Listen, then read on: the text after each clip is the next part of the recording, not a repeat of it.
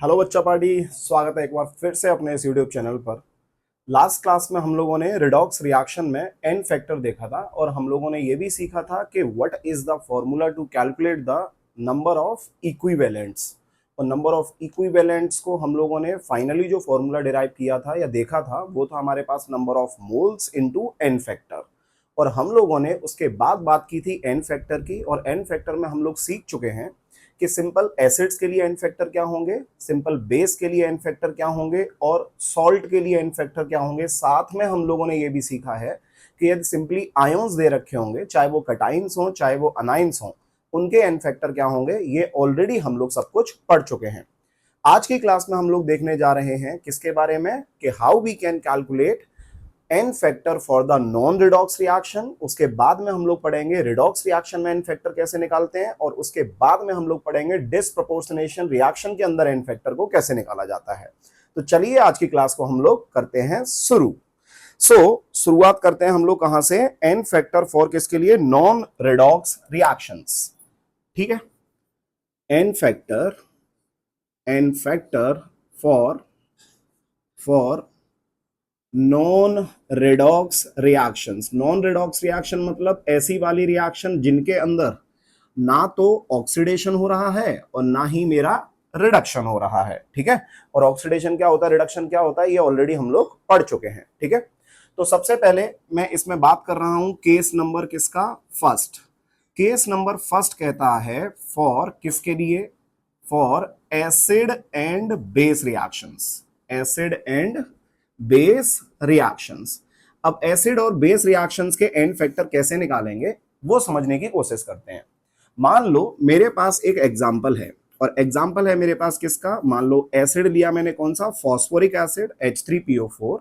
इसको मैंने रिएक्ट करा दिया किसके साथ, NaOH के साथ।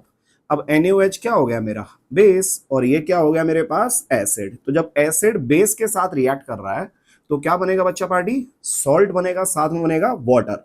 अब यहां पे कंडीशन है, मान लो पहला जो मेरे पास सॉल्ट बन रहा है वो बन रहा है NaH2PO4, साथ में बना मेरा क्या, H2O। ठीक है, ये पहला एग्जांपल है मेरे पास। दूसरा एग्जांपल आया, मान लो यही रिएक्शन ऐसे होती कि H3PO4 होता और H3PO4 किसके साथ रिएक्ट करता, NaOH के साथ, और ये क्या बनाता इस बार, ये बनाता Na2HPO4, साथ में क्या आएगा मेरे पास, H2O। अगला एक और एग्जांपल इसका हो सकता है, वो क्या हो सकता है कि H3PO4 आ रहा है और ये H3PO4 को मैंने किसके साथ रिएक्ट करा दिया, NaOH के साथ, तो ये क्या बना देगा, ये बना देगा Na3PO4, साथ में क्या आ जाएगा, H2O। अब सबसे बड़ा मुद्दा ये आता है कि ऐसी वाली रिएक्शंस के अंदर हम लोग एन फैक्टर को कैसे निकालेंगे। बड़ा सिंपल है, आपको सिंपल ये देखना है कि कोई भी मेरे पास जो एसिड है, इस एसिड में से कितने H प्लस निकल के सॉल्ट में गए, इसमें से कितने H प्लस निकल के सॉल्ट में गए, या फिर हम लोग ये देख सकते हैं कि कितने H प्लस रिप्लेसेबल हैं, मतलब कितने H प्लस इसमें से बाहर निकले इन शॉर्ट। तो हम लोग बात करें H3PO4 की, तो भाई इसका एन फैक्टर कितना होता है, 3 होता है। बट इस रिएक्शन में क्या 3 होगा, नहीं। इस रिएक्शन की बात करेंगे तो हम लोग सबसे पहले सॉल्ट देखेंगे। सॉल्ट के अंदर क्या हुआ, इसके अंदर 3 H प्लस थे, लेकिन इसके अंदर कितने H प्लस हैं, 2 H प्लस हैं। इसका मतलब कितने H प्लस निकले होंगे, इसके अंदर से 1 H प्लस निकला होगा। तो यदि इसके अंदर से 1 H प्लस निकला होगा बच्चा पार्टी, तो इसका एन फैक्टर जो आएगा वो आएगा 1। क्यों आएगा एन फैक्टर, फिर से सुनो। इसके अंदर 3 H थे, लेकिन 3 H ने कितने H निकले, यहां पे देखो, तो 2 तो रह गए ना भाई, 2 तो अभी भी हैं, लेकिन कितना H प्लस रिप्लेसेबल है, तो 1 H प्लस इसमें से निकला, तो इसका एन फैक्टर कितना आएगा, 1 आएगा। बेस के लिए ऑलरेडी हम लोग पढ़ चुके हैं, कितना OH निकला हुआ इसमें से 1, तो यहां पे इसका भी एन फैक्टर कितना आएगा, जल्दी बोलो फटाफट से, 1। तो पहली रिएक्शन में H3PO4 का एन फैक्टर कितना होगा, 1 होगा। हालांकि होता कितना है H3PO4 का एन फैक्टर, 3, लेकिन ये डिपेंड करता है किसी भी पर्टिकुलर रिएक्शन के ऊपर के उस पर्टिकुलर रिएक्शन के अंदर एन फैक्टर क्या होगा। तो यहाँ पे एन फैक्टर आ गया इसका 1, और इसका भी एन फैक्टर कितना है, 1। तो इसके लिए भी एन फैक्टर तो कितना होगा, अरे 1 ही होगा। इसके लिए भी एन फैक्टर कितना होगा, इसके लिए भी 1 होगा। तो ये तो फिक्स रहेगा मेरे पास। बट इस H3PO4 की बात करें तो इस H3PO4 ने इसके साथ रिएक्ट करके क्या बनाया, Na2HPO4। अब यहाँ पे कितने H थे, 3, यहाँ पे कितने रह गए, 1, तो कितने रिएक्ट कर गए, 2। तो बेटा इसका एन फैक्टर जो होगा, इसमें एन फैक्टर आएगा 2। समझ में आ गया। सिमिलरली H3PO4 की बात करेंगे तो जब ये H3PO4 NaOH के साथ रिएक्ट किया, यहाँ पे सॉल्ट क्या बन रहा है मेरे पास, Na3PO4 बन रहा है। तो इसके अंदर से कितने H थे, 3 H थे, तीनों के तीनों H किसने रिप्लेस कर दिए, सोडियम ने। तो यहाँ पे क्या बन गया, सोडियम फॉस्फेट। तो बेटा इसके अंदर से जो एन फैक्टर निकालेंगे हम लोग, तो इसका एन फैक्टर आएगा कितना मेरे पास, 3। क्लियर है। तो इस तरीके से हम लोग क्या कर सकते हैं, रिएक्शंस के अंदर किसी भी पर्टिकुलर कंपाउंड का हम लोग एन फैक्टर को कैलकुलेट कर सकते हैं। तो क्या ये रिडॉक्स रिएक्शंस है, नहीं, क्योंकि यहाँ पे ऑक्सीडेशन स्टेट जो आ रहा है वो ऑक्सीडेशन स्टेट में कोई भी चेंज नहीं है। जो ऑक्सीडेशन स्टेट यहाँ पे फॉस्फोरस का होगा वही ऑक्सीडेशन स्टेट यहाँ फॉस्फोरस का है। सिमिलरली जो ऑक्सीडेशन स्टेट यहां होगा वही ऑक्सीडेशन स्टेट यहां पे है। सिमिलरली जो ऑक्सीडेशन स्टेट यहां होगा वही ऑक्सीडेशन स्टेट आपका यहां पे भी मिलने वाला है। तो इसके अंदर नो चेंज इन किसके अंदर, ऑक्सीडेशन स्टेट। चलिए आगे बढ़ते हैं हम लोग। अब चलते हैं हम लोग आगे, एक और एग्जांपल ले लेते हैं। एसिड एंड बेस रिएक्शन में एक और एग्जांपल ले लेते हैं। अब एग्जांपल क्या है, ध्यान से सुनना। मान लो मेरे पास एक एग्जांपल आया, एग्जांपल है H2SO4 लिया मैंने इस बार। क्या लिया मैंने, H2SO4। तो ये H2SO4 क्या हो गया मेरे पास, एसिड हो गया। ये एसिड जो है ये मेरा रिएक्ट कर रहा है किसके साथ, बेस के साथ। और ये क्या बना दिया मेरे पास, NaOH। मान लो इस साइड में क्या आ गया मेरे पास, Na2SO4 बन गया। क्या बन गया ये, Na2SO4, साथ में क्या आ गया मेरे पास, H2O। तो यदि इसका एन फैक्टर की बात करेंगे तो इसका एन फैक्टर तो अभी भी कितना होगा, बोलो जल्दी से फटाफट। अरे यार एक ही OH है तो कितना OH निकालेगा, एक ही OH निकालेगा, तो इसका एन फैक्टर भी कितना होगा, 1। यहाँ पे H2SO4 की बात करेंगे तो इसने क्या किया, यहाँ पे चेक करो जल्दी, कोई H दिख रहा है आपको, नहीं दिख रहा, मतलब कितने H निकाले इसने, दो H निकाले, तो इसका एन फैक्टर कितना आएगा, 2 आएगा। समझ में आ गया सब लोगों को। ये एसिड है और ये कौन सा है आपका, बेस है, तो इसका एन फैक्टर कितना आ गया, 2, इसका एन फैक्टर कितना आ गया, 1। अब मेरे पास एक क्वेश्चन है, क्वेश्चन क्या है, मान लो इनिशियली आपको इसके कितने मोल दिए हुए हैं, x मोल दिए हुए हैं। क्या दिए हुए हैं, जल्दी बोलो फटाफट से, x मोल। और इसके कितने मोल दिए हुए हैं, इसके y मोल दिए हुए हैं, राइट।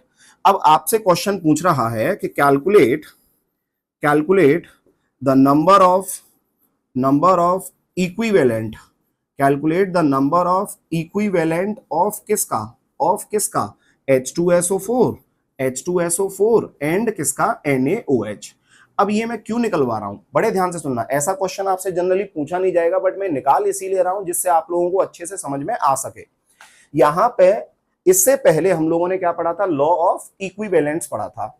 उस लॉ ऑफ इक्विवेलेंट्स में हम लोगों ने ये पढ़ा था कि according to law of equivalent ऐसा बोला जाता है कि जितने भी मेरे पास रिएक्टेंट आपस में रिएक्ट करके प्रोडक्ट का फॉर्मेशन कर रहे हैं, तो रिएक्टेंट साइड में जितने भी मेरे पास स्पीसीज होंगी और प्रोडक्ट साइड में जितनी भी मेरे पास स्पीसीज होंगी, without balancing the chemical reaction, हम लोग ये कहते हैं कि जो नंबर ऑफ इक्विवेलेंट्स होंगे उन स्पीसीज के, वो सब आपस में कैसे होंगे, सेम होंगे। मतलब वो लॉ ऑफ इक्विवेलेंट्स इस पे भी लगना चाहिए। तो यदि इस पे लगेगा तो उसके लिए हमारे पास वैल्यू क्या आएगी और वो कितने के बराबर होगी, वो हम लोगों को बेसिकली कैलकुलेट करना है इसके अंदर। ठीक है, तो कैसे निकालेंगे नंबर ऑफ इक्विवेलेंट्स हम लोग, तो यहां पे हम लोगों को ये बोला गया कि number of equivalents, number of किसका, equivalents, number of equivalents of किसका, ऑफ H2SO4, ऑफ H2SO4, ये किसके बराबर होगा, तो मैंने आपको पहले ही बोला था नंबर ऑफ मोल्स। क्या बोला था, जल्दी बोलो, number of moles into n factor, ये इसके बराबर होगा। तो नंबर ऑफ मोल्स कितने हैं इसके, नंबर ऑफ मोल्स x हैं, तो x into number of, sorry n factor कितना आ जाएगा इसका, 2। तो यहाँ पे जो वैल्यू आएगी मेरे पास वो कितनी वैल्यू आएगी इसके लिए, 2x। क्या आएगी, जल्दी बोलो फटाफट से, 2x आएगी। सिमिलरली यदि हम लोग निकालेंगे नंबर ऑफ क्या, equivalents, number of equivalents of किसके लिए, तो ऑफ हमारे पास दूसरा चीज दे रखा है NaOH। तो NaOH के लिए फॉर्मूला क्या आएगा, सेम ही रहेगा। क्या आएगा, नंबर ऑफ मोल्स इनटू क्या आएगा बच्चा पार्टी, एन फैक्टर। तो यहाँ पे नंबर ऑफ मोल्स कितने हैं इसके, y, और एन फैक्टर कितना है इसका, 1। तो y इनटू क्या आ जाएगा, 1, which is equals to y। तो यहाँ पे according to law of equivalents जो हमारे पास आंसर आना चाहिए वो क्या आना चाहिए, number of equivalent of H2SO4 is equals to number of equivalent of किसका, NaOH। तो यहां से हम लोग बोल सकते हैं कि जो 2x होगा वो 2x किसके बराबर आ जाएगा मेरे पास, y के बराबर आ जाएगा। 2x किसके बराबर आ जाएगा, जल्दी बोलो फटाफट से, y के बराबर आ जाएगा as per the law of equivalents. समझ में आ गया इतना, अरे क्लियर है सब लोगों को। चलो आगे बढ़ते हैं, आगे बढ़ते हैं।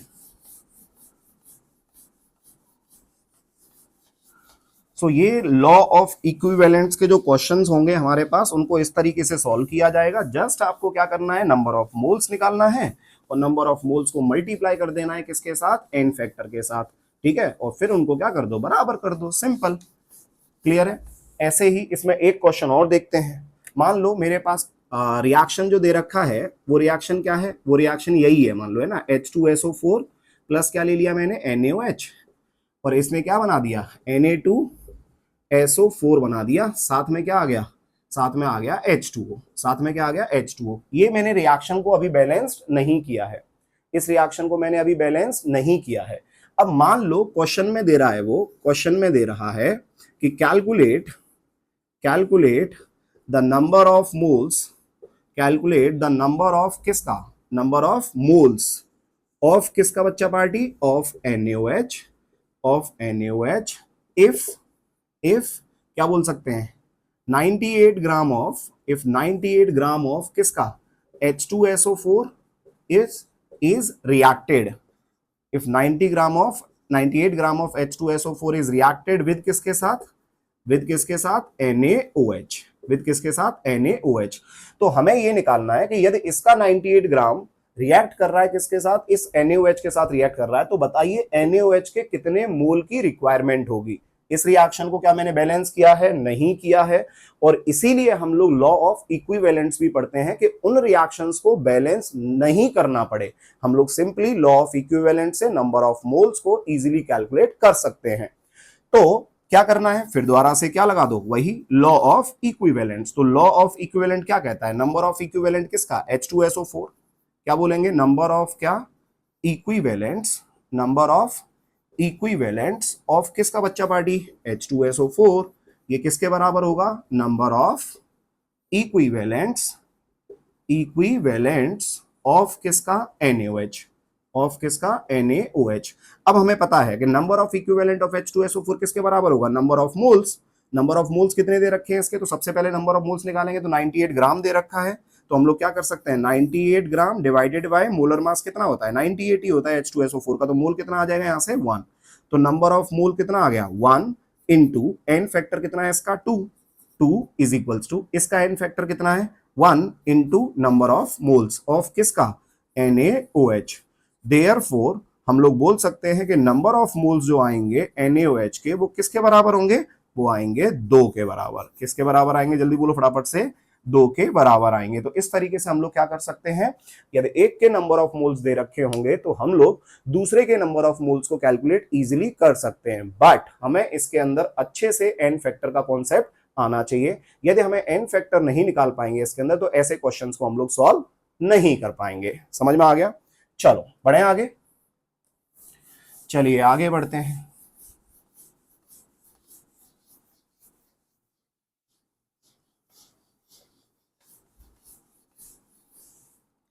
अब अगला एग्जाम्पल लेते हैं मेरे पास। एग्जाम्पल क्या है, ध्यान देना, यहां पे आपको FeCl3 दे रखा है, ठीक है, और FeCl3 को रिएक्ट करा दिया किसके साथ, K4FeCN6 के साथ, ठीक है, K4FeCN6 के साथ। यहां पे इसने क्या बना दिया, FeCN6 ये बन गया, और साथ में क्या बना दिया यहाँ पे मेरे पास, साथ में बना दिया बच्चा पार्टी KCl, साथ में क्या बना दिया, जल्दी बोलो फटाफट से, KCl बना दिया। अब इसमें एन फैक्टर कैसे निकालेंगे, तो यहाँ पे जब मैं देखूंगा तो इसका ऑक्सीडेशन स्टेट कितना है मेरे पास, +3। यदि इसका +3 ऑक्सीडेशन स्टेट आ रहा है, ये मेरे पास सॉल्ट है, तो यहाँ पे एन फैक्टर की बात करेंगे तो इसका एन फैक्टर कितना हो जाएगा 3। इसका एन फैक्टर कितना हो जाएगा, जल्दी बोलो फटाफट से, 3।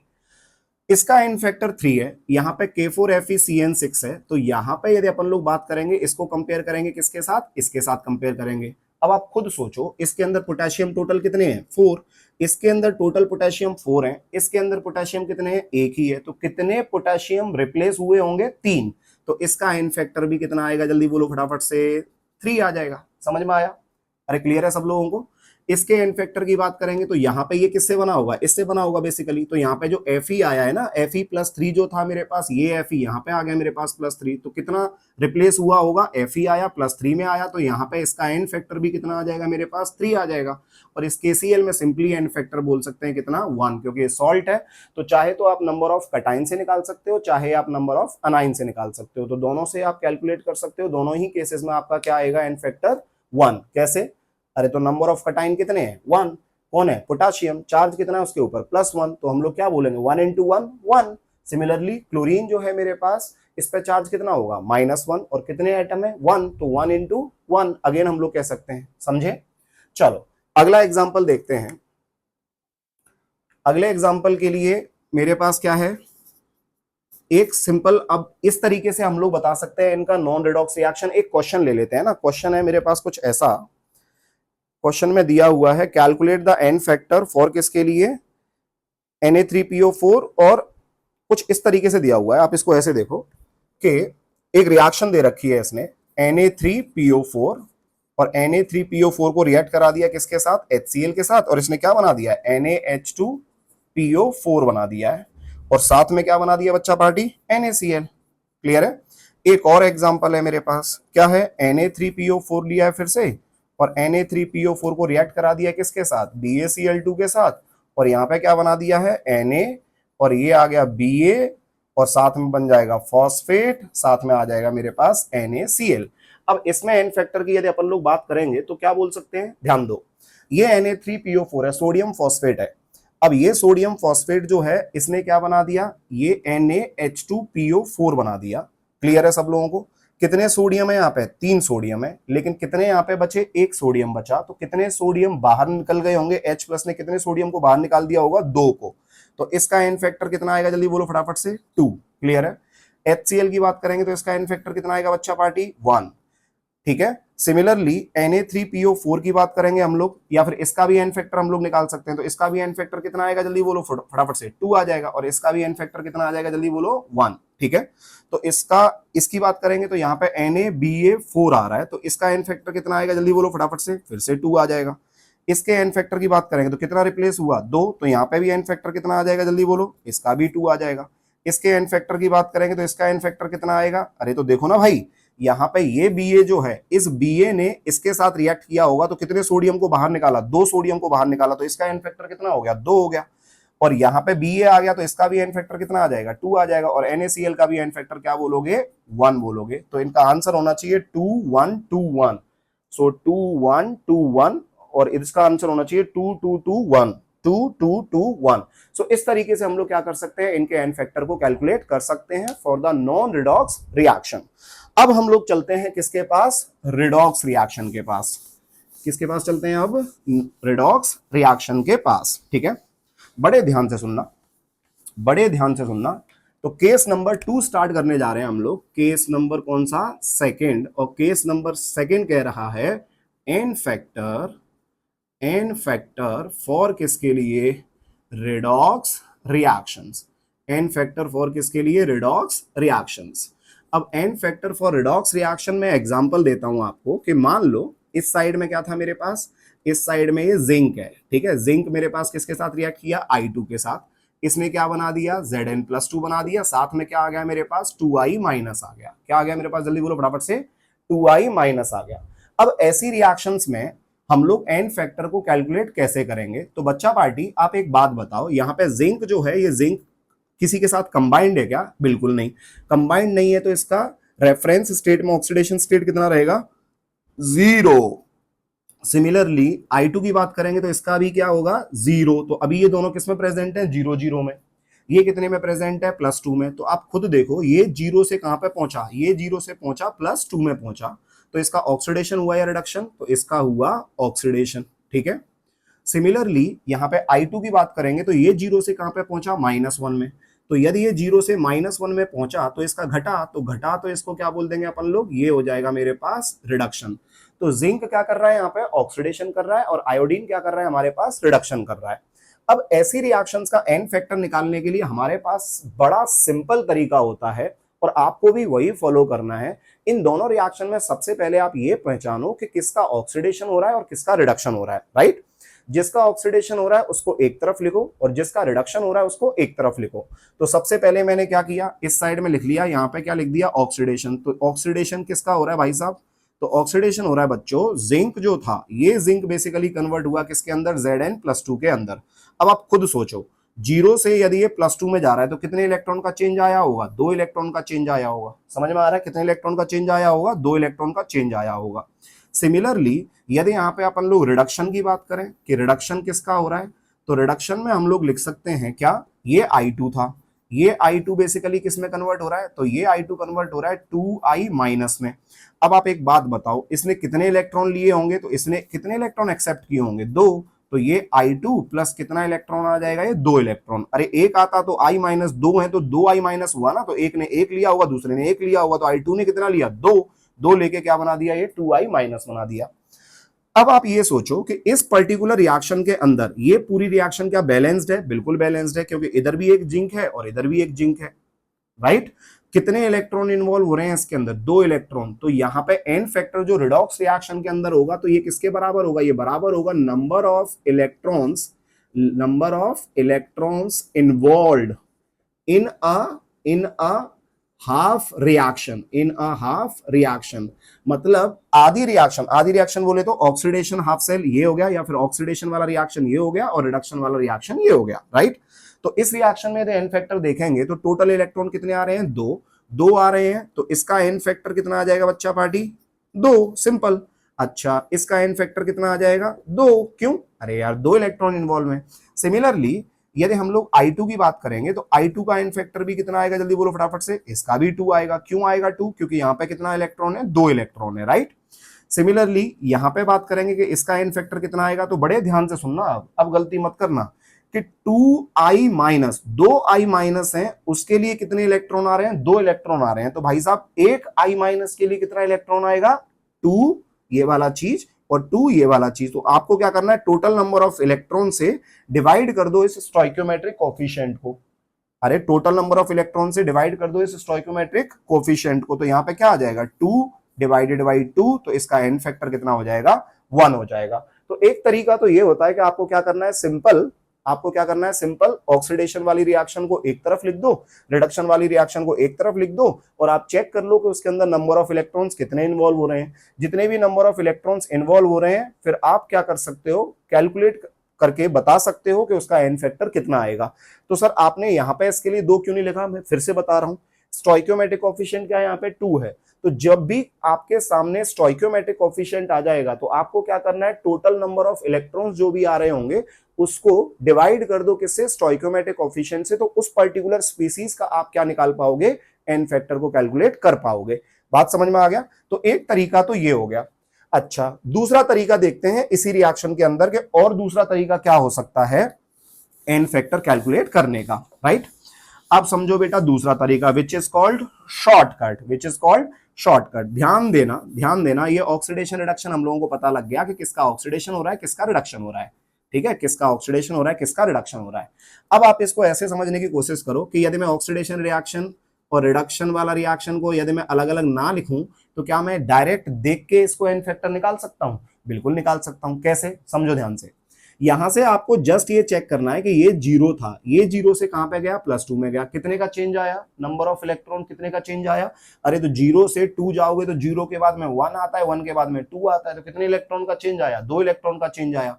साथ में यहाँ पे देखोगे कि कितने नंबर ऑफ एटम है, तो एटम तो एक ही है ना ब्रो। तो यहाँ पे क्या करोगे, 0 से 2 कितने का चेंज, 2 का चेंज आया। एटम कितने हैं, एक ही है, तो अब हम लोगों को क्या करना है, 2 का चेंज आया था, एटम एक ही है, तो एन फैक्टर इसका कितना आएगा, 2 आ जाएगा। समझ में आ रहा है। सो यहाँ पे साथ में लिख देता हूं, क्या मैं साथ में लिख देता हूं कि एन फैक्टर जो होगा ये बराबर आएगा, किसके बराबर आएगा, number of electron transferred into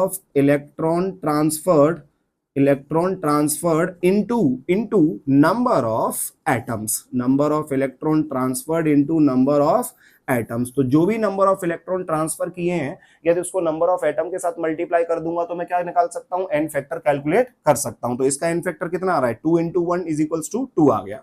similarly इसकी बात करेंगे कि इसका एन फैक्टर कितना आएगा, तो ध्यान देना, सबसे पहले क्या करेंगे, इसका ऑक्सीडेशन स्टेट जीरो, जीरो से कहां पे गया ये -1, साफ साफ दिख रहा है ये एक माइनस है, तो कितने का चेंज आया, एक का चेंज आया। कितने एटम दिख रहे हैं, I2, अरे 2 दिख रहे हैं, एटम कितने दिख रहे हैं, 2 एटम दिख रहे हैं।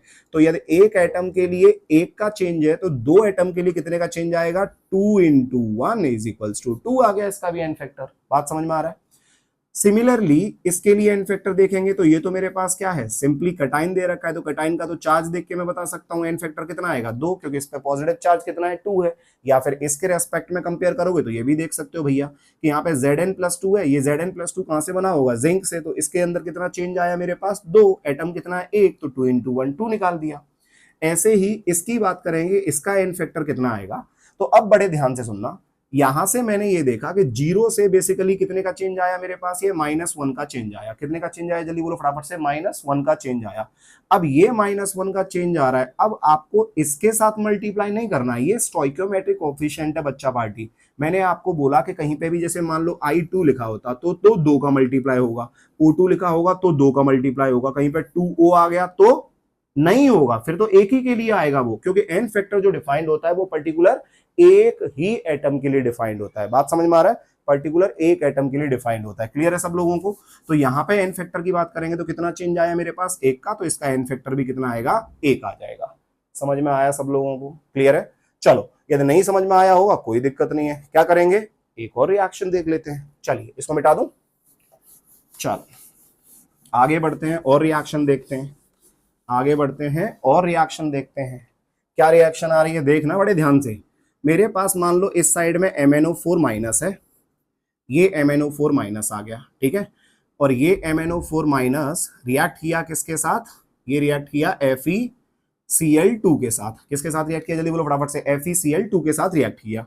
इसने क्या बना दिया, इसने बना दिया FeCl3, क्या बना दिया, FeCl3, और साथ में आ गया Mn+2, क्या आ गया, जल्दी बोलो फटाफट से, Mn+2। या फिर Cl2 को अभी गोली मारो, क्योंकि इसमें बैलेंसिंग अभी अपने को देखनी नहीं, हालांकि आंसर सेम ही आएगा, कोई दिक्कत नहीं है, बस मैं तो अभी इजी करके आपको समझाने की कोशिश कर रहा हूं कि किस तरीके से एन फैक्टर को कैलकुलेट किया जाएगा। अब यहाँ पे सबसे पहले ये समझना है कि इस जगह पे MnO4- के अंदर सबसे पहले ऑक्सीडेशन स्टेट मैंगनीज का कितना आएगा, +7, ये मैंगनीज का +7 ऑक्सीडेशन स्टेट है। यहाँ पे मैंगनीज का ऑक्सीडेशन स्टेट कितना है, +2 है। तो 7 से ये +2 गया, मतलब बढ़ा के घटा, घटा, और घटा तो ये क्या हो गया, इसका रिडक्शन। और रिडक्शन में कितने इलेक्ट्रॉन का इन्वॉल्वमेंट हुआ बच्चा पार्टी, तो यहाँ से 7 से जब 2 जा रहा है, 7 से जब 2 जा रहा है, तो 5 इलेक्ट्रॉन का चेंज आया। कितने मैग्नीज के एटम है, 1 एटम है, तो क्या करेंगे, 5 × 1, एन फैक्टर क्या लिख देंगे अपन लोग, 5। क्या लिख देंगे एन फैक्टर, जल्दी बोलो फटाफट से, 5। सिमिलरली यदि इसके एन फैक्टर की बात करेंगे तो अब तुम ये मत कहने लग जाना कि सर जी यहाँ पे +2 है तो इसका एन फैक्टर 2 ही होगा। अरे भाई यहाँ पे देखना है कि इसका यदि मेरे पास रिडक्शन हुआ है तो इसका क्या हो रहा है, यहाँ पे ऑक्सीडेशन हो रहा है। अब आप ये देखो कि Fe+2 जो है, ये Fe+2 कहां से कहां गया, +3 गया। कितने का चेंज आया, 1 का चेंज आया, तो इसका एन फैक्टर कितना आएगा, यहाँ पे 1 आएगा, क्योंकि एटम भी कितना है, 1 ही है। अगला देखो, अगले एन फैक्टर की बात करेंगे तो इसका एन फैक्टर भी कितना आएगा, 1। क्यों आएगा एन फैक्टर 1, क्योंकि एक ही का चेंज आ रहा है बस इसके अंदर। Mn+2 की बात करेंगे तो इसमें एन फैक्टर कितना आएगा, तो क्या 2 आएगा, नहीं, तो इसका एन फैक्टर भी मेरे पास कितना होगा, 7 से कितना गया, 2 गया, 7 से कितना गया, 2 गया। कितने का चेंज है, 5 का चेंज है। कितने एटम है, एक ही है, तो इसका एन फैक्टर भी कितना आएगा, 5 आएगा। बात समझ में आ रही है सब लोगों को, जल्दी बोलो फटाफट से, क्लियर है सबको। अगला एग्जाम्पल और समझते हैं, अगला एग्जाम्पल क्या है। मान लो मेरे पास क्या आ गया इस बार, Cr2O7-2, ये आ गया Cr2O7-2, ठीक है, ये आ गया। साथ में क्या आ गया मेरे पास, C2O4-2, ये आ गया, ठीक। और इसने क्या बना दिया बच्चा पार्टी, इसने बना दिया Cr+3, और साथ में इसने क्या बना दिया, CO2 बना दिया। बड़े ध्यान से सुनना, कंफ्यूज मत होना, बड़े ध्यान से सुनना क्या चल रहा है यहाँ पे। अगेन क्या करना है, फिर दोबारा से, ये Cr2O7 है, तो सबसे पहले मैंने क्या किया, ऑक्सीडेशन स्टेट निकाला किसका, क्रोमियम का। क्रोमियम का यदि मैं ऑक्सीडेशन स्टेट निकालूंगा तो कितना आएगा, 7 2 जा 14, 14 में से 2 गया, कितना बचा, 12, 12 डिवाइडेड बाई 2, कितना आ गया मेरे पास, 6, तो ये आ गया +6, राइट। यहाँ पे C2O4 ऑक्सलेट आयन की बात कर रहे हैं, तो 4 2 जा कितना हो गया, 8, 8 में से 2 गया तो कितना बचा, 6, 6 में से 6 डिवाइडेड बाई 2 कितना आ जाएगा, +3। तो इसका ऑक्सीडेशन स्टेट कितना दे रखा है, कार्बन का +3, और इसमें क्रोमियम का ऑक्सीडेशन स्टेट कितना है मेरे पास, +6 है। इधर देखेंगे तो क्रोमियम कितने पे आ गया, +3 पे आ गया। और यहाँ पे CO2 के अंदर बात करेंगे तो कार्बन का ऑक्सीडेशन स्टेट आ रहा है कितना, +4 आ रहा है। ठीक है, अब हमें क्या करना है, फिर दोबारा से एन फैक्टर कैलकुलेट करना है। तो सबसे पहले मैं Cr2O7 की बात करूं तो Cr2O7 -2 जो है ये किस में कन्वर्ट हो रहा है, Cr+3 में कन्वर्ट हो रहा है। यदि ये Cr2O7 -2 जो है ये Cr+3 में कन्वर्ट हो रहा है तो सबसे पहले मैं देखूंगा कि क्रोमियम +6 से कहां पे जा रहा है, +3 जा रहा है। यदि ये +6 से +3 में जा रहा है तो बच्चा पार्टी इसका क्या हुआ, रिडक्शन हुआ। इसका क्या हुआ, रिडक्शन। साफ साफ दिख रहा है, रिडक्शन मतलब ऑक्सीडेशन स्टेट का घटना। और इसमें +3 से ये कहां गया, +4, तो इसका ऑक्सीडेशन स्टेट क्या हुआ, बढ़ा। तो बढ़ा तो ये क्या हो जाएगा मेरे पास, इसका हो गया ऑक्सीडेशन। क्लियर है। तो एक बंदा ऐसा है जिसका क्या हो रहा है, रिडक्शन हो रहा है, और एक स्पीसीज में एक एटम ऐसा है जिसका क्या हो रहा है, ऑक्सीडेशन हो रहा है। तो भाई साहब अब इनके एन फैक्टर कैसे कैलकुलेट करेंगे, बड़ा सिंपल है। फिर दोबारा से क्या करना है, देखो जल्दी कितने का चेंज आ रहा है यहाँ पे, तो 3 का चेंज आ रहा है। 6 से जब 3 में गया, 6 से जब 3 में जा रहा है तो कितने का चेंज आ रहा है, 3 का चेंज आ रहा है। तो यदि 3 का चेंज आ रहा है तो 3 का तो चेंज हो गया, लेकिन एटम कितने हैं, देखो जल्दी से फटाफट, क्रोमियम के एटम कितने दिख रहे हैं, 2। तो 3 × 2 = कितना हो जाएगा, 6। तो इसका एन फैक्टर 6 आ जाएगा। क्लियर है। अगला सुनो, ये C2O4 -2 है, इसमें कार्बन कितना है, +3 ऑक्सीडेशन स्टेट में। ये +3 ऑक्सीडेशन स्टेट से कहां पे जा रहा है, ये +4 ऑक्सीडेशन स्टेट जा रहा है। तो कितने का चेंज आया, 1 का चेंज आया। कितने एटम है यहाँ पे, 2 एटम है। 2 एटम है तो क्या करेंगे अपन लोग, 2 एटम इंटू 1 का चेंज है तो एन फैक्टर 2 आ जाएगा। एन फैक्टर कितना आ जाएगा, जल्दी बोलो फटाफट से, 2 आ जाएगा। सिमिलरली इसके एन फैक्टर की बात करेंगे कि इसका एन फैक्टर कितना आएगा, तो फिर से देखो कितने का चेंज है, 6 से कहां पे गया, 3 में गया। 6 से यदि मेरे पास 3 में गया तो 3 का चेंज आया। कितने एटम है, एक ही है, तो एन फैक्टर क्या हो जाएगा, 3 × 1 = 3 हो जाएगा। अब देखो कार्बन डाइऑक्साइड में बात करेंगे तो यहाँ पे कितने का चेंज आया मेरे पास, तो इसके अंदर चेंज कितने का आ रहा है, एक ही का चेंज आ रहा है। कितने एटम है कार्बन के, एक ही है, तो इसका एन फैक्टर क्या हो जाएगा, 1। समझ में आया सब लोगों को, क्लियर है। तो अब इसके ऊपर हम लोग क्या करते हैं, और कुछ क्वेश्चंस लेते हैं और उनको सॉल्व करने की कोशिश करते हैं। मैं इसको मिटा देता हूं, ठीक है।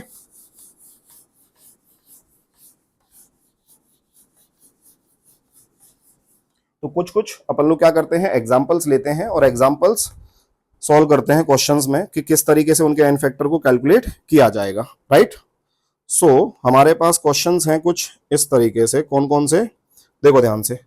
पहला क्वेश्चन है आपके पास, क्वेश्चन नंबर 1, Cr2O7 -2 + Cl2, इसने क्या बना दिया, Cr+3 बना दिया, साथ में क्या बना दिया, ClO3-। इसमें एन फैक्टर निकालना है। क्वेश्चन नंबर 2 आ गया बेटा, KMnO4 + H2C2O4 gives Mn+2 + CO2, ये आ गया। क्वेश्चन नंबर 3 दे रखा है आपको क्या, I2 + Na2S2O3 gives, ये बना देता है बेटा Na2S4O6 और साथ में बन जाएगा NaI। ठीक है। और भी कुछ क्वेश्चन है बट वो बाद में देखेंगे अपन लोग। तो पहले इसका एन फैक्टर हम लोग समझने की कोशिश करते हैं कि इसका एन फैक्टर क्या होगा। समझिए ध्यान से। इसमें ऑक्सीडेशन स्टेट अगेन देखेंगे तो कितना आएगा, +6। इसमें ऑक्सीडेशन स्टेट देखेंगे तो कितना आएगा, 0। इसमें ऑक्सीडेशन स्टेट देखेंगे तो कितना आएगा, 2 3 6, 6 में से 1 गया तो कितना बचा, 5। ठीक है। और ये Cr+3 में ऑलरेडी है।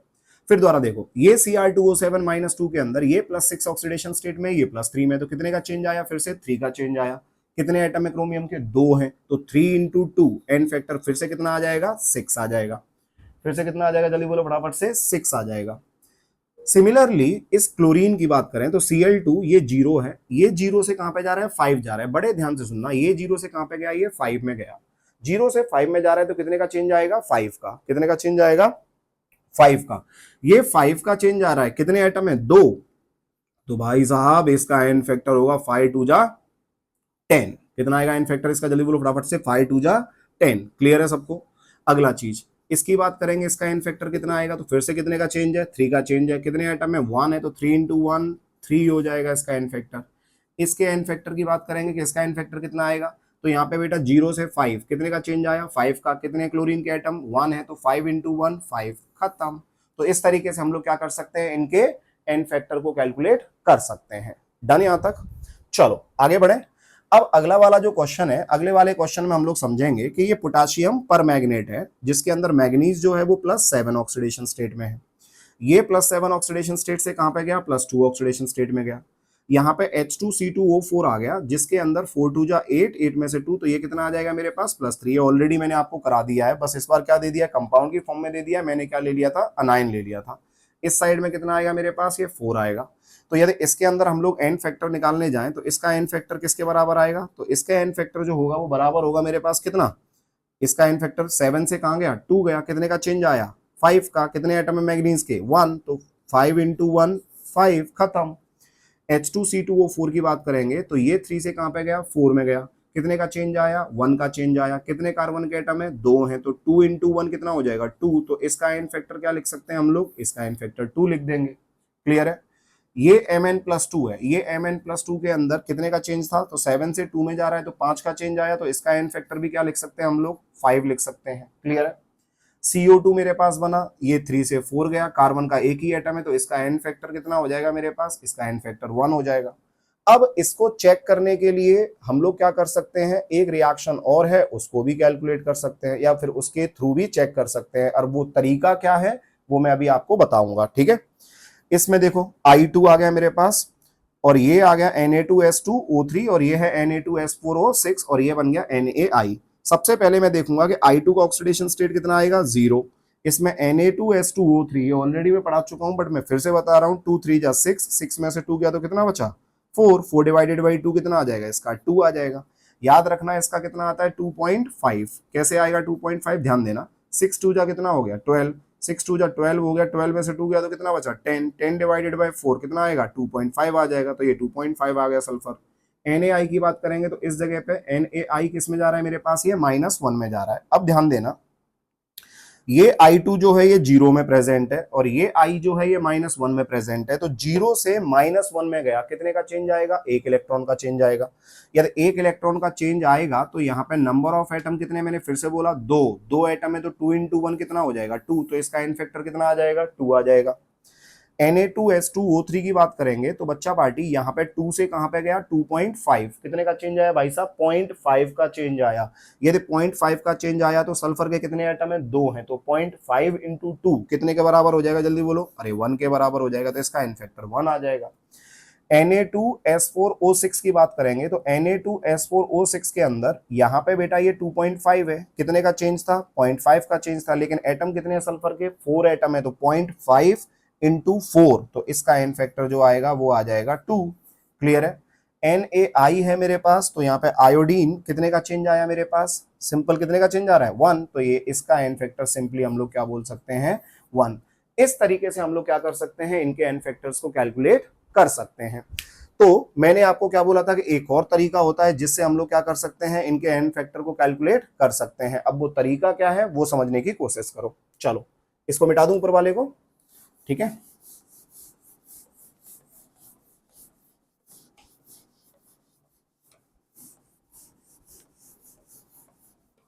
नीचे वाले को भी मिटा देता हूं, है ना, नीचे वाले को भी मिटा देता हूं। अब आप इसको ऐसे ही लिखा रहने दो क्योंकि यही रिएक्शन मैं फिर दोबारा से लिखने जा रहा हूं। ध्यान देना, ध्यान देना, इसको दूसरे तरीके से कैसे सॉल्व कर सकते हैं। तो मैंने आपको क्या बोला था, एक तरफ क्या लिखना है अपन लोगों को, ऑक्सीडेशन वाला रिएक्शन, और एक तरफ क्या लिखना है हम लोगों को, रिडक्शन वाला रिएक्शन। ठीक है। तो एक तरफ ऑक्सीडेशन वाला रिएक्शन लिखेंगे तो यहाँ पे मेरे पास क्या आ जाएगा बेटा, जल्दी बोलो फटाफट से, KMnO4 था। ये KMnO4 किस में कन्वर्ट हो रहा है, ये KMnO4 कन्वर्ट हो रहा है Mn+2 के अंदर कन्वर्ट हो रहा है, राइट। तो एक रिएक्शन तो मेरे पास ये आ गया। दूसरा रिएक्शन क्या है, तो एक है मेरे पास H2C2O4। ये H2C2O4 बेसिकली ये किस में कन्वर्ट हो रहा है, ये CO2 में कन्वर्ट हो रहा है, ये CO2 में कन्वर्ट हो रहा है। समझ में आ गया। तो इनके अंदर एन फैक्टर कैसे निकालेंगे, तो बड़े ध्यान से सुनना। इनके लिए हमें बैलेंसिंग आनी चाहिए। हमें क्या पता होना चाहिए, रिएक्शंस को बैलेंस करना आना चाहिए कि रिएक्शंस को बैलेंस कैसे किया जाता है। तो ये बैलेंसिंग का कॉन्सेप्ट अभी मैं आप लोगों को पढ़ाऊंगा। अभी मैंने आप लोगों को ये बैलेंसिंग का कॉन्सेप्ट पढ़ाया नहीं है, समझ में आ गया। बट इसमें हम लोग क्या कर सकते हैं, आपको याद रखना है कि या एक काम करते हैं, बैलेंसिंग वाला जो पार्ट है वो बैलेंसिंग वाला पार्ट एक साथ हम लोग करेंगे, तब हम लोग समझने की कोशिश करते हैं कि किस तरीके से इनके एन फैक्टर को कैलकुलेट किया जाएगा। ठीक है, एक छोटा सा हिंट देना है तो मैं दे देता हूं साथ साथ में। बैलेंसिंग के लिए बच्चा पार्टी, बैलेंसिंग के लिए भाई साहब ये सबसे इंपॉर्टेंट चीज है जो मैं अभी बताने जा रहा हूं। आपको याद रखना है AOHC। क्या याद रखना है? AOHC। मतलब यहां पे याद रखना है कि सबसे पहले बैलेंस को क्या क्या करोगे आप? बैलेंस एटम को बैलेंस करोगे आप। उस एटम को बैलेंस करोगे जो कि ऑक्सीडेशन या रिडक्शन में पार्टिसिपेट कर रहा है। बट सर उसके अलावा कोई और भी एटम हुआ जो रिडक्शन और ऑक्सीडेशन में पार्टिसिपेट नहीं कर रहा है, तो अरे तो उसको भी बैलेंस करना है। तो उसको पहले बैलेंस कर दो, फिर उसके बाद में उस एटम को बैलेंस कर दो जिसका ऑक्सीडेशन या रिडक्शन हो रहा है। तो ये हो गया एटम। फिर किसको बैलेंस करना है बच्चा पार्टी? ऑक्सीजन को बैलेंस करना है। अब इतना याद रखना कि ऑक्सीजन को बैलेंस करने के लिए हम लोगों को H2O ऐड करना होता है। क्या ऐड करना होता है? जल्दी बोलो फटाफट से। H2O ऐड करना होता है। फिर हमको बैलेंस किसको करना है बच्चा पार्टी? हाइड्रोजन को। और याद रखना कि हाइड्रोजन को बैलेंस करने के लिए H प्लस ऐड किया जाता है। क्या ऐड किया जाता है? H प्लस ऐड किया जाता है।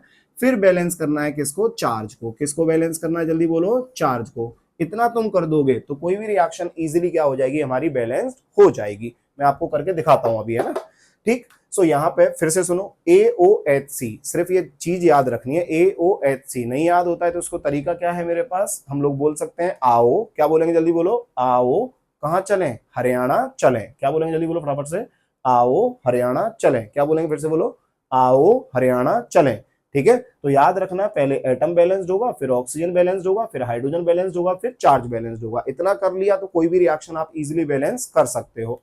तो सबसे पहले जैसे इसकी बात करें KMnO4, तो आपने सर क्या बोला? Mn को बैलेंस करो। नहीं, मैंने बोला कि यदि कोई दूसरा एटम भी प्रेजेंट है तो उसको भी बैलेंस कर दो। तो यहाँ पे आपको साफ साफ दिख रहा है कि इस जगह पे मेरे पास एक एटम और भी प्रेजेंट है। कौन सा? K। तो यहाँ पे मैंने क्या लिख दिया? K जो होगा भैया अभी तो K प्लस में ही रहेगा। वो किस में रहेगा? जल्दी बोलो फटाफट से। K प्लस में। इसको थोड़ा इधर लिख देता हूँ, है ना। यहाँ पे कौन आ गया मेरे पास? KMnO4। और इस साइड में ये क्या था मेरे पास? Mn+2 था। तो सबसे पहले मैंने देखा K जो है ये किस में है? प्लस में है। तो ये K आ जाएगा इस साइड में, K प्लस हो गया। तो क्या K बैलेंस्ड है? बिल्कुल बैलेंस्ड है K। साथ में Mn की बात करेंगे तो Mn बैलेंस्ड है, Mn भी बैलेंस्ड है। इधर भी Mn एक ही है, इधर भी Mn एक ही है, राइट। अब मुझे देखना है कि इस साइड में 4 ऑक्सीजन है, तो इधर कितने ऑक्सीजन है? एक भी ऑक्सीजन नहीं है। तो मैंने बोला था कि एटम को बैलेंस करने के बाद किसके पास शिफ्ट हो जाऊंगा? ऑक्सीजन के पास। तो कितने ऑक्सीजन है इस साइड में? 4। ये 4 ऑक्सीजन है तो क्या ऐड करना पड़ेगा? H2O। कितना ऐड करना पड़ेगा? 4 H2O ऐड करना पड़ेगा। बात समझ में आ गया? 4 H2O क्या करना पड़ेगा? ऐड करना पड़ेगा। ये 4 H2O मैंने ऐड कर दिया तो क्या ऑक्सीजन भी बैलेंस्ड हो गया? बिल्कुल बैलेंस्ड है। K भी बैलेंस्ड है, Mn भी बैलेंस्ड है और ऑक्सीजन भी बैलेंस्ड है। तो क्या बैलेंस नहीं है? तो बैलेंस्ड इसमें नहीं है अब हाइड्रोजन। तो अगला काम क्या है? हाइड्रोजन को बैलेंस करना। तो हाइड्रोजन को बैलेंस करने के लिए क्या करना पड़ेगा? मैंने क्या बोला? H प्लस डालना पड़ेगा। अब इधर तो ऑलरेडी 8 है ना, 4 2 जा 8 H प्लस। तो अपोजिट साइड में देखेंगे तो यहाँ पे एक भी H प्लस नहीं है। तो कितने H प्लस ऐड करने पड़ेंगे बच्चों? जल्दी बोलो। 8 H प्लस ऐड कर दिए मैंने इस साइड में। कितने ऐड कर दिए? जल्दी बोलो। 8 H प्लस ऐड कर दिए। तो क्या H भी बैलेंस हो गया? बिल्कुल बैलेंस हो गया। K भी बैलेंस हो गया? बिल्कुल बैलेंस हो गया। Mn बैलेंस हो गया? बिल्कुल बैलेंस हो गया। ऑक्सीजन बैलेंस हो गया? बिल्कुल बैलेंस हो गया। अब अगला काम क्या है? चार्ज को बैलेंस करेंगे। तो चार्ज को बैलेंस करने के लिए क्या देखना है? इस साइड में आप देखो टोटल पॉजिटिव चार्ज कितना दिख रहा है? 8। और इस साइड में कितना पॉजिटिव चार्ज दिख रहा है? 2 तो इसके ऊपर है और 1 इसके ऊपर है। तो 2 + 1 कितना हो गया? 3। इधर 3 है और इधर कितना है? 8 है। अब आप खुद सोचो कि यदि इस साइड में 3 है, इस साइड में 8 है, तो क्या चार्ज बैलेंस्ड है? बिल्कुल नहीं है। तो चार्ज को बैलेंस करने के लिए क्या करना पड़ेगा?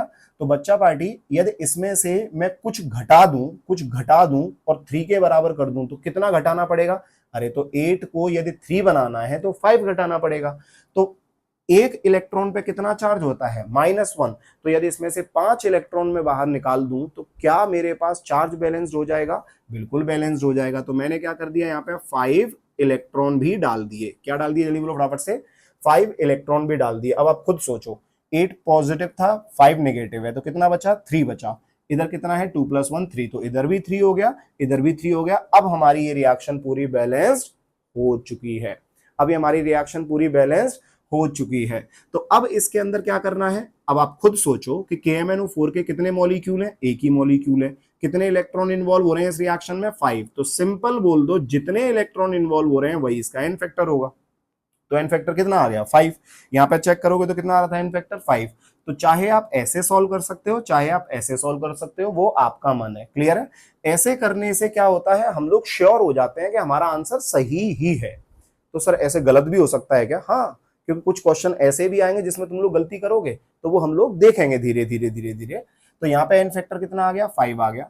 इसके एन फैक्टर की बात करूं तो इसका एन फैक्टर तो अगेन क्या बोलेंगे, एक के लिए कितने इलेक्ट्रॉन इन्वॉल्व हो रहे हैं 5, तो इसका भी एन फैक्टर 5 आ जाएगा। तो यहाँ पे देखो इसका भी एन फैक्टर 5 था।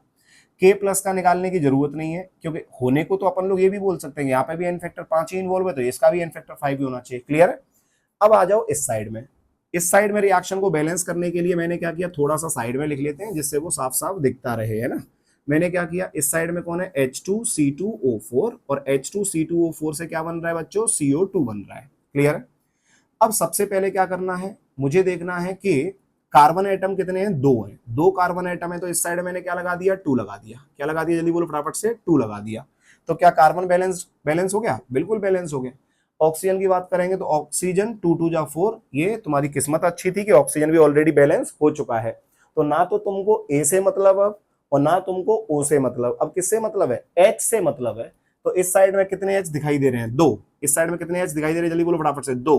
तो अपन लोग क्या लिख देंगे, इस साइड में 2H प्लस लिख देंगे। तो क्या H भी बैलेंस हो गया? बिल्कुल बैलेंस हो गया। अब अगला बैलेंस क्या करना है, चार्ज। चार्ज बैलेंस करेंगे तो इसके ऊपर कोई चार्ज दिख रहा है क्या? नहीं, तो इधर 0 है। इसके ऊपर चार्ज दिख रहा है क्या? नहीं, तो ये भी 0 है। इस पर चार्ज दिख रहा है, हाँ। कितना चार्ज है, 2। तो बेटा जी इस साइड में कितना चार्ज जोड़ूं, कितना नेगेटिव चार्ज जोड़ूं जिससे 0 हो जाए? तो साफ साफ दिख रहा है यार, 2 पॉजिटिव है तो 2 नेगेटिव जोड़ दो।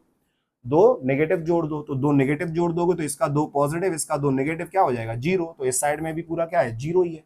अब देखो कि इस रिएक्शन में टोटल नंबर ऑफ इलेक्ट्रॉन्स कितने इन्वॉल्व हो रहे हैं, 2। इसके आगे कितना लिखा हुआ है, 1। तो इसका एन फैक्टर भी कितना होगा, जल्दी बोलो फटाफट से, 2। अब देखो क्या एन फैक्टर 2 आ रहा है, बिल्कुल आ रहा है एन फैक्टर 2। सिमिलरली CO2 की बात करेंगे। अब देखना ध्यान से, 2 CO2 के लिए 2 इलेक्ट्रॉन इन्वॉल्व हैं, तो एक CO2 के लिए कितना होगा, 2 डिवाइडेड बाई 2। तो 2 डिवाइडेड बाई 2 1 आएगा। तो यहाँ पे साफ साफ देख सकते हो ये 1 आ गया। सिमिलरली इसी तरीके से हम लोग क्या कर सकते हैं, किसी भी पर्टिकुलर रिएक्शन के अंदर एन फैक्टर को कैलकुलेट कर सकते हैं। उम्मीद है आप लोगों को ये अच्छे से समझ में आ गया होगा। ठीक है, हम लोग इसके ऊपर कुछ क्वेश्चंस और भी लेते हैं जिससे आप लोगों की प्रैक्टिस अच्छी हो जाए। ठीक है, मैं मिटा देता हूं इसको। ठीक है,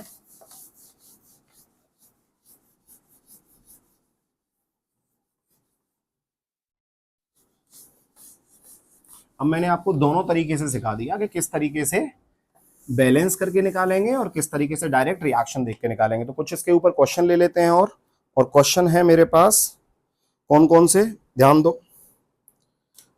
क्वेश्चन है मेरे पास कौन कौन से, एक क्वेश्चन ले लिया मैंने, कौन सा, एक रिएक्शन है K2Cr2O7, और K2Cr2O7 किसके साथ रिएक्ट कर गया, S2O3 - 2 के साथ।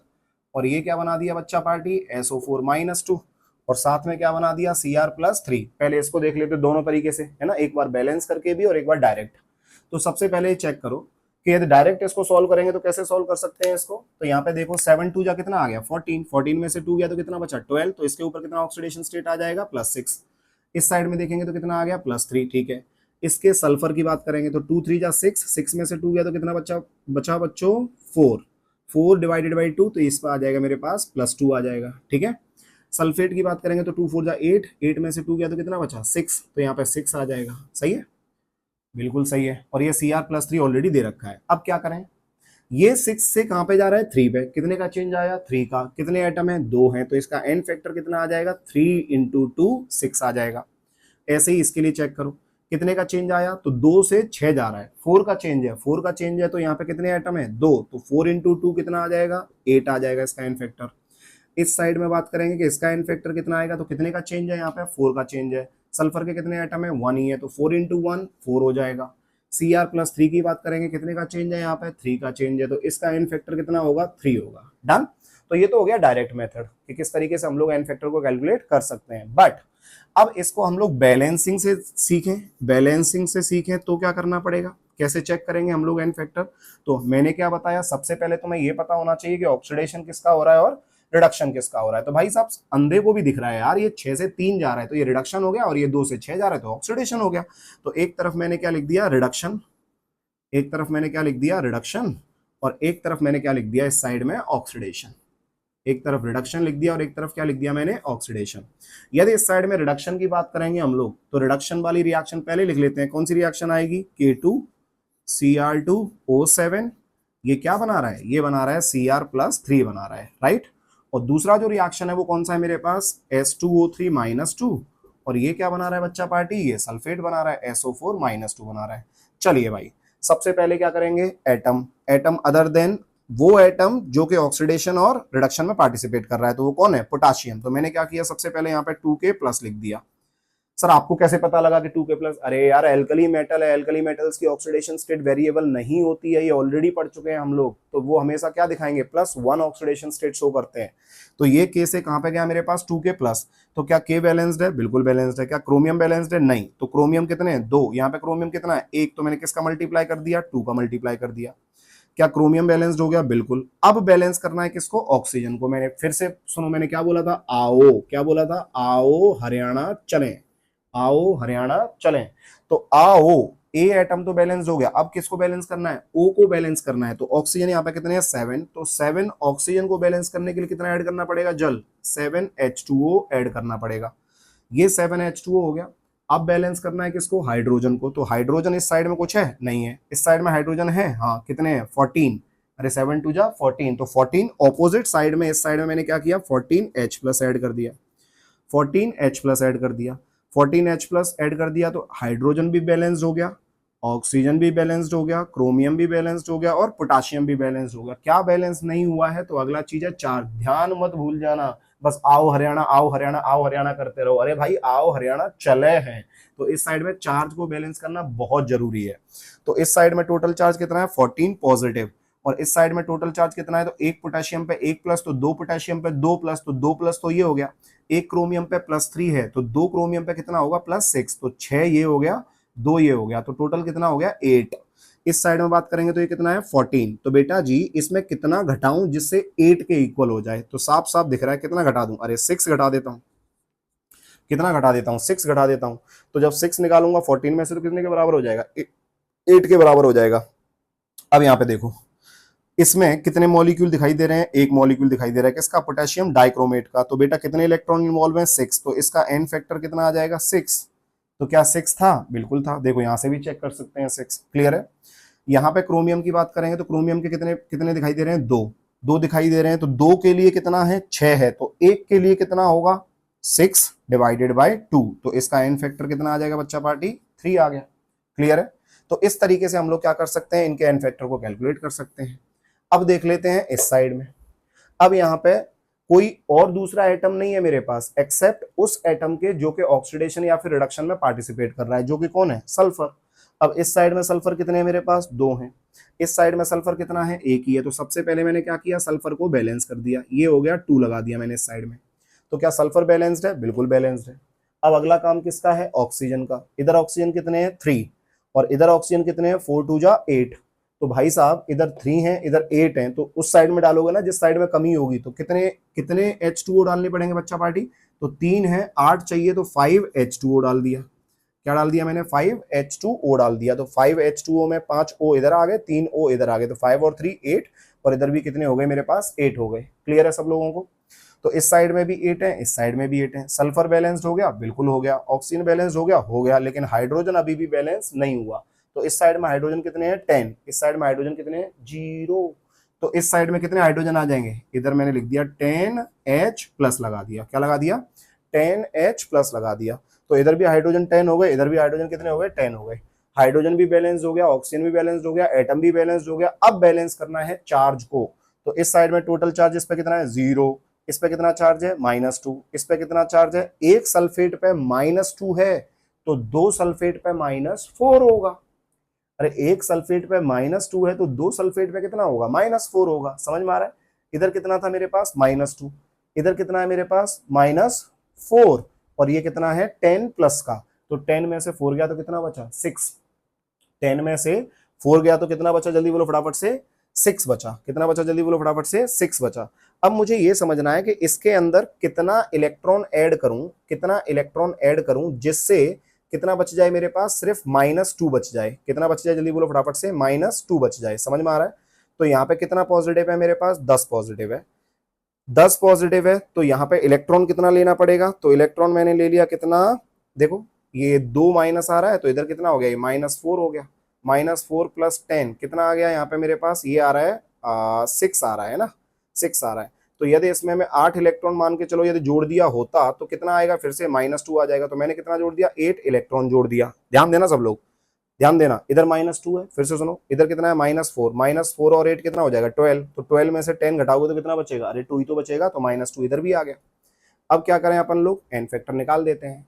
इस साइड में H2O3 की बात करेंगे तो कितने आ रहे हैं मेरे पास, एक है, तो एक के लिए कितने इलेक्ट्रॉन इन्वॉल्व हैं, 8 इलेक्ट्रॉन। तो इसका एन फैक्टर कितना आ जाएगा, 8 आ जाएगा। देखो दिख रहा है यहाँ पे 8, सही है। सल्फेट वाले की बात करेंगे तो यहाँ पे सल्फेट कितने दे रखे हैं मेरे को, 2। तो 2 के लिए 8 इलेक्ट्रॉन इन्वॉल्व हैं, तो एक सल्फेट के लिए कितना होगा, 8/2 विच इज 4। तो यहाँ पे देखो ये 4 आ गया। तो इस तरीके से हम लोग क्या कर सकते हैं, इन रिएक्शंस को बैलेंस कर सकते हैं। क्लियर है सब लोगों को? चलो एक और एग्जांपल देख लेते हैं इसके ऊपर, ठीक है। एक लास्ट एग्जांपल और देख लेते हैं, फिर उसके बाद में आगे देखेंगे ना दूसरी वाली रिएक्शंस क्या होंगी।